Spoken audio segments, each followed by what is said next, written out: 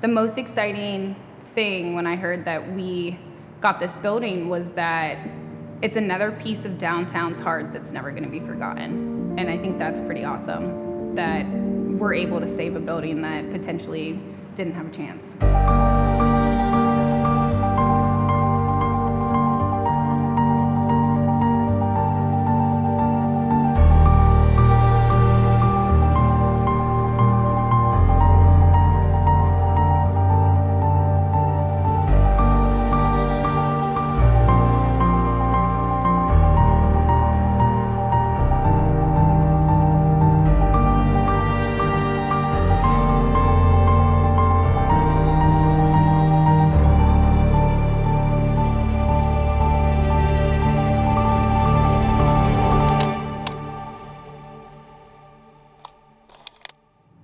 When I first heard that we were getting this building, it was kind of extreme excitement as well as overwhelming. There's so much history in this building.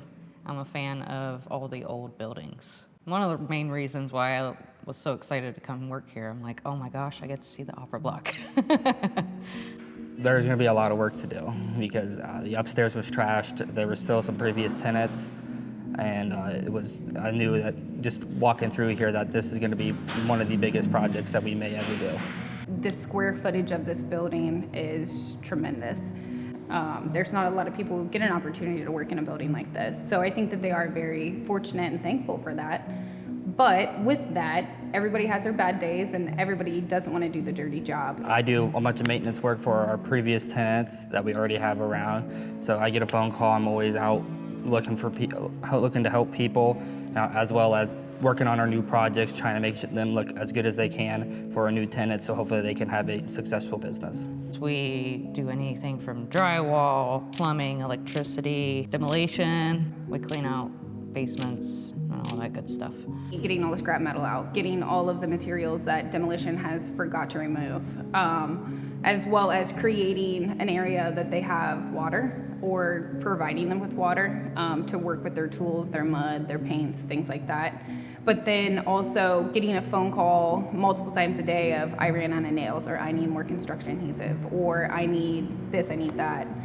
So just kind of working alongside of them in the fact of they're down a man, I can jump in, I can help you, or oh, I need to run to Lowe's and I need to do something for you. As well as, when you take it back to the winter time, creating a space safe enough for them to actually get to their building, keeping the driveways and the sidewalks plowed and salted just so that they can actually get in and out and do their job without having to hassle as much as what we already do in a daily environment here. We do still have 2 tenants that are still in the opera from the original time that we bought it. So keeping those 2 people as content and happy through the process of us doing all of this within the building. That's kind of my job, is to just keep people happy and comfortable and safe. So usually I'm talking with Dale about things that need to be happening, maybe on site, as well as some contractors, as I am still pretty young and into this business. So I usually help them with whatever they need to do and still have some projects I do myself. I personally like working with subcontractors. You get to know other people. You get to meet a lot of different roles and what they partake in, and helping us reach our goals for the opera block. Beginning this process was getting it ready for wintertime, shutting down anything and everything that could potentially break or be damaged within the winter conditions. So that was kind of the start of me joining this, as well as the initial clean out of this building. We cleaned a lot of the properties, like I said before, just cleaning the spaces, getting them ready, doing demo. We did a lot of demo at the beginning when I first started. The worst part of this project has definitely been cleaning the second floor of the opera block. That was a very, very lengthy and messy project, but we had a lot of fun with that. We got to be able to shoot outside and shoot everything down into a dumpster, so had a lot of good laughs while doing it, so it was a great time overall. Probably 8 basements we've cleaned in opera block. They had a bunch of treasures, obviously. This basement was so full. There was a path that was like a hoarder space. It was crazy. We took out probably 8 dumpsters for just this space. Yes. It was quite a week, 2 weeks maybe it took us off and on. It's just tremendously started with cleaning the building out and then projecting forward to maintaining that building so it wasn't falling apart as we were trying to put it back together. I've been utilizing my time focusing on water, creating solid water sources for this building so that we can get them separated for individual spaces.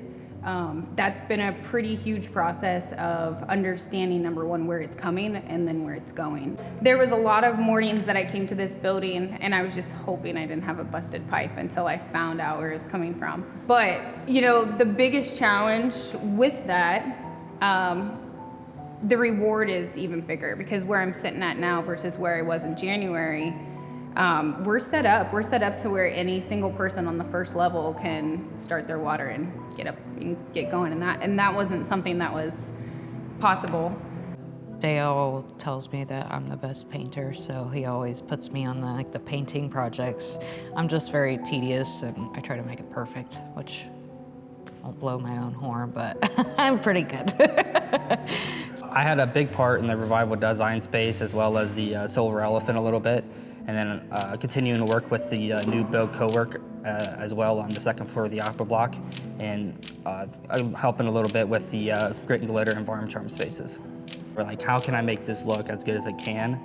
So like in high school, I did things in shop. I'm like, I want to put things together. Like, how can I make this look as good as possible? And somebody's just like, wow, whoever did that work, that's some amazing work right there. I've been able to start restoring some of the windows here. This glass is kind of the original way glass was made. So when you look into a piece of glass, there's waves and there's bumps and there's divots and bubbles and things like that. And it's 100% the way that they created that glass. And it's a melting process. It's a mineral and material that's not actually provided anymore. When that glass gets damaged, then you have to replace it with something that's a lot more new.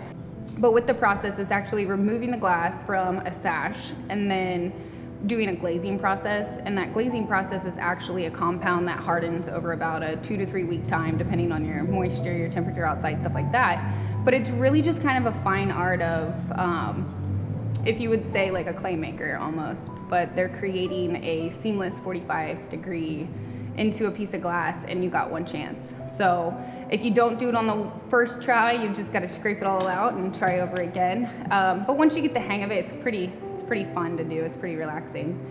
First, second, and third floor of this building has primarily the same glass or the same structure, but on your third floor, you're gonna have custom arches on your glass cuts. So those are very custom to the fact that one piece is not gonna look like the second piece or the third piece. They're cut specifically for those sashes in themselves.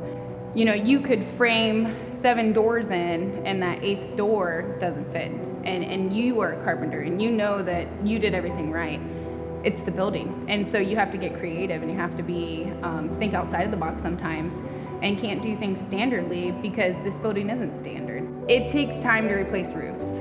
And we have one of the largest roofs in Bellefontaine. And it's hard when you have 3 stories, but your second story is leaking, but your third story is not leaking. And where's that coming from? And how do I get to it? And what roof am I on today? And this and that. So one of the larger challenges that I've had to face is pinpointing and tracking, a 1/2-inch hole that's creating a 5-gallon bucket of water on the second floor. So tracing that, and that's been challenging, but everything comes to an end and we're halfway there. So it's good, it's good. Some days we all feel tired, but we go home, we take a shower, we come back the next day and do it. I mean, you gotta have a certain type of character to do this kind of job. If you don't plan to get dirty, then you probably shouldn't be doing this job.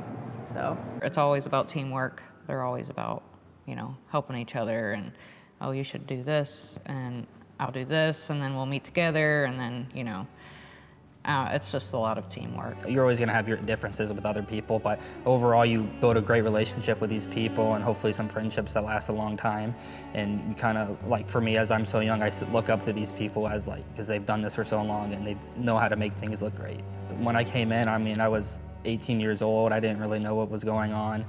I mean, I've got thrown into the water, just, hey, start doing this and this, and I had great people along the side of me to help me learn, but I just, learning everything overall was definitely a challenge, because, I mean, I can cut a piece of lumber, but if you're gonna ask me to go and lay a precise piece of trim, I couldn't have done that 3 years ago, but right now I am very confident I can do that. There's not a single day that I come into this building and don't find or see something I didn't see the day before.